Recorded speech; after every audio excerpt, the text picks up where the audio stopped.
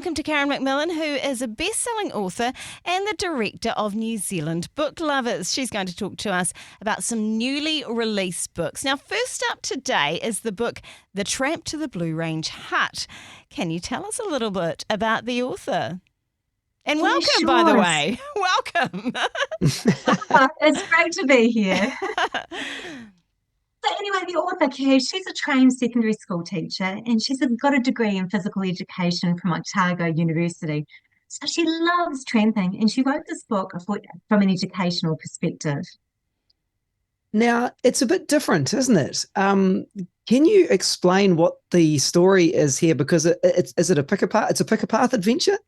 Yeah, so Pick a Path Adventure is something quite different, isn't it? So the Tramp to the Blue Range Hut is set in New Zealand bush, and when friends James and Mark go tramping in fine weather, he set out late in the day. But James has left his raincoat behind, and neither of them has checked the weather forecast before they set out. So we up to the reader to make some decisions and decide their fate. So they pick the path the story will take. So the book is also written with the support of the New Zealand Land Search and Rescue. So what's your thoughts on this one, Karen? What's your verdict? Oh, it's such a clever concept. So it's a pick a path adventure, as we just said, with an engaging interactive story. It's for young people and designed to encourage safety while tramping in the bush. So the reader makes the choices that decide whether the characters ultimately survive or die. So it's a compelling read and it's really fun and it's also educational. Yeah, okay. It's an interesting concept, the pick a path idea in that kind of environment, tramping. A lot to be learned, I'm sure. All right, well, what about our next book, Karen? Now, this is a novel, Octavian's Light by Don E. McGregor. First of all, who's Don? Tell us about the author. Yeah, sure. So Don is a retired school principal from New Zealand and he's lived all around the world and he's written 6 previous books. So he currently lives on Great Barrier Island. I think this one looks so fascinating, based in Rome. Can you tell us a little bit about this new novel? Well, as set in Roman times, as you see, and this compelling novel follows the interlinked stories of Michelle, who was born into slavery, street urchin Rika, who is a talent for drawing, and Octavian, who unexpectedly is adopted by Julius Caesar, and he eventually becomes Rome's first emperor, Augustus. So he's the real character, but the others are fictional. So for Octavian, there are wars, and there's plotting from rivals, there's bouts of illness, his wife scheming, an extraordinary meeting with Cleopatra. So for the slaves, Michelle and Rika, their lives are more about survival than grandeur, but they're nonetheless extraordinary. So the concept of this novel is amazing. So it's Rika's talent for drawing allows them to closely witness Octavian's rise to power as their lives of slave and emperor connect. So you can argue that Rika is perhaps Octavian's only true friend in the world of betrayal and intrigue. So Michelle also adds the female perspective in the story, and the story stays expertly intertwined together. So you really follow these 3 people and their lives. It's amazing. It would be a world that would be very different from ours, I can imagine, delving into the Roman Empire. A very brutal time, very intense, yeah. All right, so what's your verdict, Karen, then? So what I really enjoyed the most about this novel is it brings the details of the Roman Empire to life. So there's information about their homes, their clothing, what they ate and they drank, the structure of society. And it's so well written and it allows you to walk the ancient streets or be there at the Colosseum, cheering with the crowd or booing or whatever you're doing.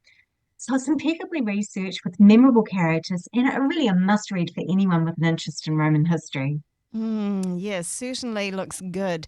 Now we're going from the Roman Empire to a kid's novel now. So let's talk about this children's book. It looks something special there. It's called The Story of You, and it's by Rose Stanley. Tell us about it. Yeah, so Rose has written for Tots to Teen magazine, and her current day job is as a trainer for LifeWalk Trust, which includes training workers in small groups, group programs, educating children about change, loss, and grief. So she's also a New Zealand author with experience in creating these beautiful picture books for young children that really focus on emotional literacy and problem solving. So as we said, her latest picture book is The Story of You. That being said, then, I guess being a picture book, can you describe this book for us, Karen? Oh, it's got lovely illustrations, but the opening of this book, it says, "There's a story to tell, it's the story of you. No one can tell it quite like you do." And after this, it goes on to explore all the ups and downs and arounds that make up a life. And the very best story in the world, the story of you. So, it is this beautiful picture book for kids. What's your verdict on this one? So I just think with this text and charming illustrations, and it shows a diverse range of children, it encourages children to see their story as a unique treasure. So parents and children will enjoy the book, and I'm sure it's going to prompt some really interesting discussions when you read it, when your children are talking about their own lives being a treasure. All right. Well, before we close, I believe we've actually got a copy to give away of The Story of You. So I tell you what, if you'd like to get your hands on it, you can put yourself in the draw by texting us The Story of You. Text the title, The Story of You, through to 8168, starting your text with the keyword Rhema, of course, and we'll put you in the draw to win the copy we've got to give away. But there you go. There's some reading options, once again, from Karen McMillan, best-selling author and, of course, Director of New Zealand Booklovers. And Karen, thank you so much for joining us on the show once again. Appreciate your time. Oh, thank you. It's always lovely to chat books. Thanks for joining us on Rhema. Now, if you found value in today's content, hit that like button. And if you haven't already, consider subscribing to our channel with the subscribe button. This really helps us to continue to produce more quality content for you. And hey, if you'd like to stay updated and never miss any of our future videos, ring that notification bell as well. Don't forget to follow us on our other socials, which are in the description below. And until then, stay tuned.